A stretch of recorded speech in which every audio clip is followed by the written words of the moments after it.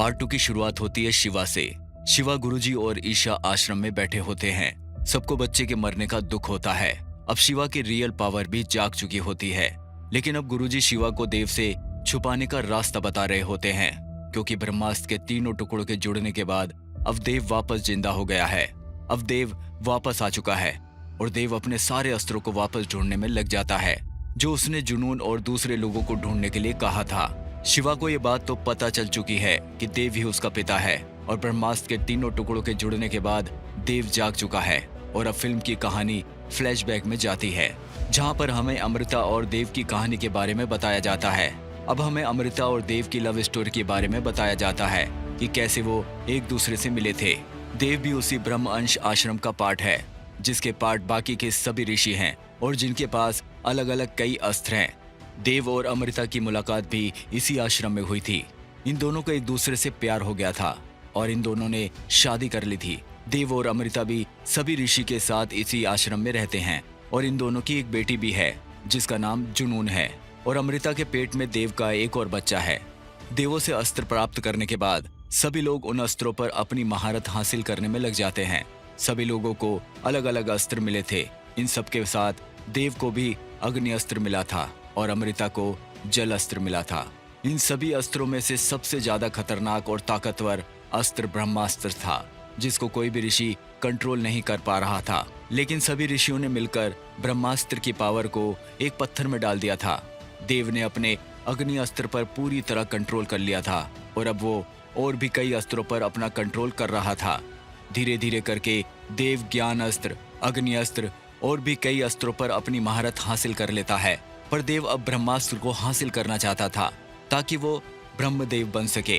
पर ब्रह्मास्त्र को कंट्रोल करना आसान नहीं है, क्योंकि ब्रह्मास्त्र सबसे ज्यादा खतरनाक और पावरफुल अस्त्र है। अमृता जो देव की पत्नी है, वो नहीं चाहती है कि देव ब्रह्मास्त्र को हासिल करे, इसलिए ब्रह्मास्त्र को लेकर इनके बीच में कई बार बहस भी होती है। पर देव अभी भी ब्रह्मास्त्र को हासिल करना चाहता है ताकि वो दुनिया पर अपना कब्जा कर सके। आगे जाकर देव उस पत्थर का पता लगा लेता है जिसमें ब्रह्मास्त्र की शक्तियां ऋषियों ने कैद करके रखी थी।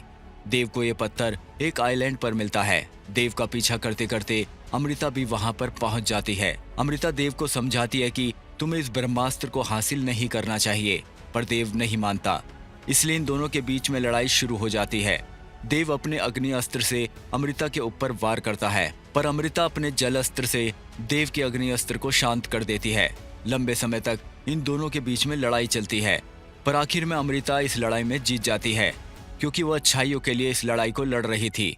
आखिर में अमृता उस पत्थर के 3 टुकड़े कर देती है, जिससे देव भी एक मूर्ति के अंदर कैद हो जाता है। आगे जब ब्रह्मास्त्र के ये तीनों टुकड़े मिलेंगे तभी देव जीवित होगा और तभी कोई इस ब्रह्मास्त्र को हासिल कर पाएगा। अमृता सोचते है कि अगर एक साथ इन तीनों पत्थरों को रखा गया तो कोई आसानी से इन पत्थरों को प्राप्त कर लेगा। लेकिन अमृता इन 3 टुकड़ों में से एक टुकड़े को अपने साथ ले जाती है। अमृता अपनी शक्तियों को त्याग देती है और आश्रम से दूर जाकर एक नॉर्मल इंसान की तरह रहने लगती है। कुछ समय बाद जहाँ पर बाकी के 2 टुकड़े थे, वहाँ पर आश्रम के बाकी के सभी लोग भी पहुँच जाते हैं। उसके बाद पता चलता है कि देव एक मूर्ति में बदल चुका है और वे सोचते हैं कि अमृता भी मर चुकी है। आश्रम के लोगों को पता चल जाता है कि ब्रह्मास्त्र के पत्थर के टुकड़े हो चुके हैं। उन्हें वहां पर सिर्फ 2 ही टुकड़े मिलते हैं। गुरुजी, जिसका रोल फिल्म में अमिताभ बच्चन ने निभाया है, वो एक पत्थर को मोहन यानी शाहरुख खान को दे देते हैं, जिसके पास वानर अस्त्र है, और दूसरा टुकड़ा अनीश शेट्टी यानी नागार्जुन को दे देते हैं, जिसके पास नंदी अस्त्र है, और तीसरा टुकड़ा खुद अमृता के पास है। अब हमें दिखाया जाता है कि अमृता को शहर में एक बेटा होता है, जिसका नाम शिवा रखा जाता है। एक रात को अमृता और शिवा घर पर ही होते हैं, तभी घर में भयंकर आग लग जाती है। अब अमृता के पास उसका जल अस्त्र भी नहीं है, इसलिए वो आग को नहीं रोक पाती और जलकर मर जाती है। पर शिवा को कुछ नहीं होता, क्योंकि उसके अंदर उसके पिता देव की तरह ही अग्नि अस्त्र की शक्तियां हैं, जिसकी वजह से वो बच जाता है। अब हमें दिखाया जाता है कि शिवा बड़ा हो चुका है और उसके पास उसकी माँ की एक आखिरी निशानी शंख है। ये शंख नहीं होता, ये वही ब्रह्मास्त्र का टुकड़ा होता है जिसे अमृता उठाकर लाई थी। शिवा का खून लगने के बाद ये टुकड़ा अपने असली रूप में आ जाता है। अब फिल्म में जुनून की एंट्री होती है, जो देव की ही बेटी है। अब जुनून बड़ी हो चुकी है। देव उन तीनों टुकड़ों को हासिल करने का काम जुनून को सौंपता है। देव जुनून को जल अस्त्र भी दे देता है और कई और भी शक्तियां दे देता है, जिससे जुनून काफी ज्यादा ताकतवर बन जाती है। जुनून एक एक करके सभी ब्रह्मास्त्र के टुकड़ों को इकट्ठा कर लेती है। आखिर में जुनून उस टुकड़े को भी हासिल कर लेती है जो शिवा के पास था। जुनून इन तीनों टुकड़ों को जोड़ देती है, जिसके बाद ब्रह्मास्त्र की शक्तियों से पृथ्वी का विनाश होना शुरू हो जाता है और देव भी जीवित हो जाता है। अब कहानी अपने फ्लैशबैक से बाहर आ जाती है। अब हमें दिखाया जाता है कि देव जीवित हो चुका है और गुरु शिवा को देव के बारे में बता रहे हैं कि कैसे वो मूर्ति में कैद हुआ था और वो क्यों ब्रह्मास्त्र को हासिल करना चाहता है। गुरुजी कहते हैं कि देव ब्रह्मास्त्र को इसलिए हासिल करना चाहता है ताकि वो दुनिया का अंत कर सके और अपनी भी एक नई दुनिया बसा सके। इसी वजह से शिवा की माँ ने भी देव को ब्रह्मास्त्र हासिल नहीं करने दिया था और उसे एक मूर्ति में कैद कर दिया था।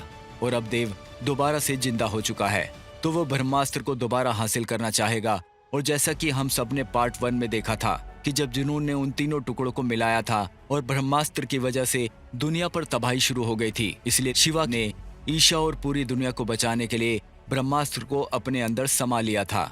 हमें ब्रह्मास्त्र की एक झलक शिवा की आंखों में भी देखने को मिली थी, इसलिए ब्रह्मास्त्र की शक्तियां शिवा के अंदर हैं और इन शक्तियों को पाने के लिए देव शिवा को जरूर ढूंढेगा।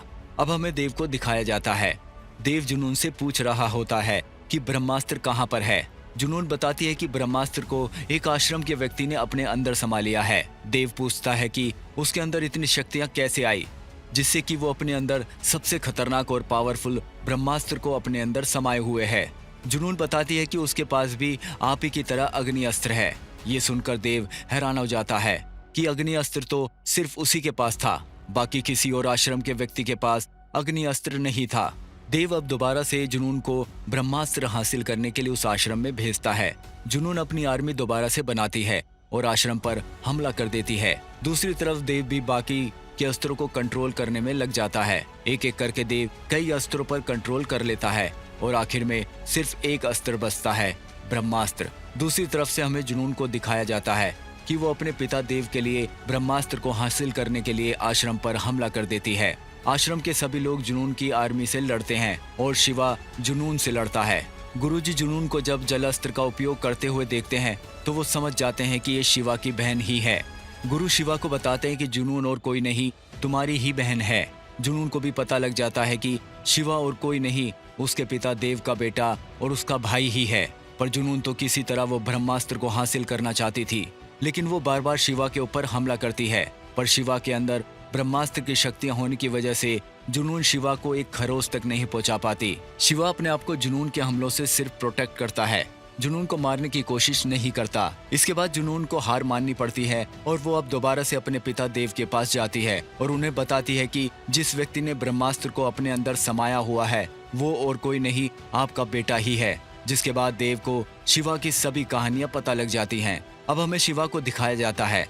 शिवा गुरुजी से कहता है कि वो बार बार आकर आश्रम पर हमला कर रहे हैं, पर अब की बार हम ही उन पर हमला कर देते हैं। अब शिवा अपनी आर्मी इकट्ठा करने में लग जाता है और अपनी शक्तियों को और ज्यादा बढ़ाने में लग जाता है।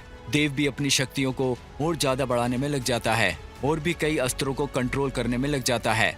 ये दोनों अपनी आर्मी को तैयार करते हैं और एक दूसरे से युद्ध करने को तैयार हो जाते हैं। फिर यहीं पर फिल्म खत्म हो जाती है। इसके बाद हमें ब्रह्मास्त्र के पार्ट 3 में बताया जाएगा कि देव और शिवा के बीच के युद्ध का परिणाम क्या रहता है।